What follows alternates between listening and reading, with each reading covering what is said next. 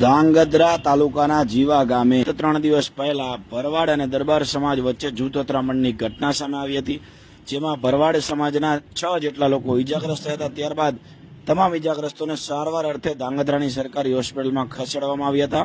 બનાવના પગલે પોલીસનો ચાંપતો બંદોબસ્ત ગોઠવવામાં આવ્યો હતો। ત્યારબાદ પોલીસે 9 જેટલા તમામ આરોપીની ધરપકડ કરવામાં આવી છે, જેના મુખ્ય 2 આરોપી 2 સગા ભાઈઓ છે, તેને પોલીસે ધરપકડ કરી હાલ તો ધાંગધ્રા પોલીસ દ્વારા તેઓની જીવા ગામે રિકન્સ્ટ્રક્શન કરવામાં આવ્યું હતું। સાથે જ બંને આરોપીઓને દોરડા વડે બાંધી રિકન્સ્ટ્રક્શન માટે ઘટના સ્થળે લઈ જવામાં આવ્યા હતા અને ત્યારબાદ ચાંપતા પોલીસ બંદોબસ્ત વચ્ચે કોઈ અનિચ્છનીય ઘટના ન બને તે માટે પોલીસના સ્ટાફ સાથે બંને આરોપીઓને ધાંગધ્રા તાલુકાના જીવા ગામે રિકન્સ્ટ્રક્શન કરવામાં આવ્યું હતું, તેમજ દોરડા વડે બાંધી ગામમાંથી ચલાવવામાં આવ્યા હતા। જ્યારે પોલીસે આ ઘટનાની ગંભીર નોંધ લઈ આગળની તમામ તપાસ હાથ ધરી છે અને હાલ તો કુલ 9 આરોપીને પોલીસે ઝડપી કાયદેસરની કાર્યવાહી હાથ ધરી છે।